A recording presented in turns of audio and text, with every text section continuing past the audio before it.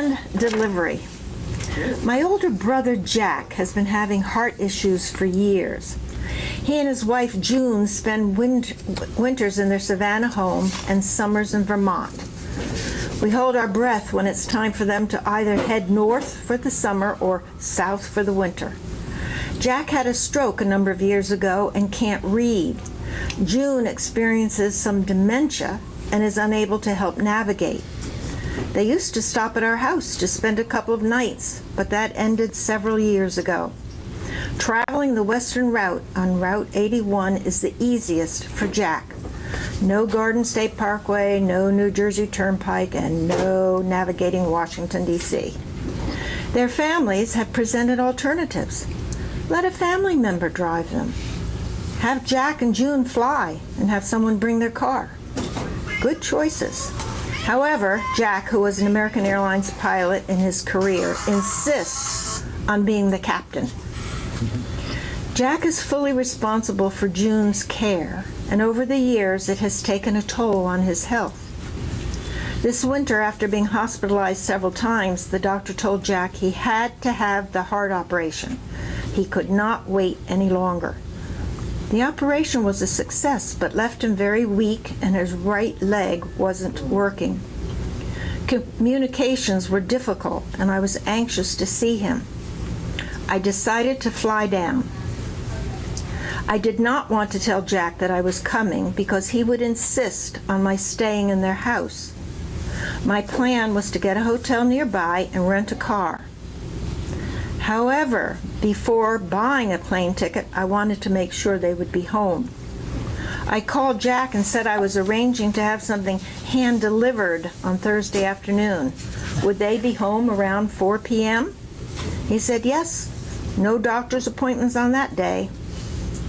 When Jack was in the hospital, I promised him as soon as he was settled back home, I would make and ship a batch of his favorite chocolate chip cookies.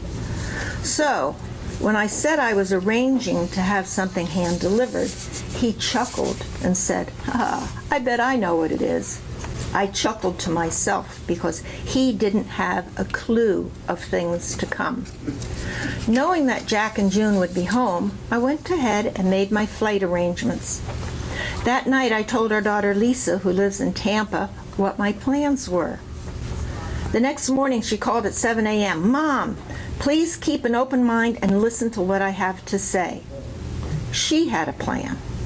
Without penalty, she could change my itinerary. I could still fly to Savannah on the same flight on Thursday. She would leave Tampa early that same morning and drive to Savannah with her beloved dog, Mr. Squishy. They would pick me up at the airport, and we would stay at a hotel close to Jack and June. After visiting Jack and June for a couple of days, I'd ride with Lisa back to Tampa, have 2 days with her, and then fly back to Philadelphia. It was a great plan. I'd get to see my brother Jack and spend time with Lisa. Our adventure began. Lisa picked me up at the Savannah airport around 1 on Thursday. We checked into the hotel, took Mr. Squishy for a walk, had a late lunch, and relaxed until 4. My initial plan was to show up on Jack's doorstep with the cookies, but then I thought the shock might cause a problem. So instead of just knocking on their door, I thought it better to call ahead. At 4, I called Jack and asked if they were going to have wine time around 5 p.m. He said yes. I said, good. I told you that I was having something hand-delivered today. Well, Lisa and I are in the neighborhood and would like to stop by. There was a complete silence on the phone. Jack said, what? He couldn't believe what he heard. The surprise was a huge success. We enjoyed wine time that evening, had a visit, and drove back to the hotel, promising to return the next day. Saturday afternoon, Lisa, Mr. Squishy, and I headed to Tampa. It was a memorable, fantastic whirlwind of a trip. So he got his chocolate chip cookies hand delivered.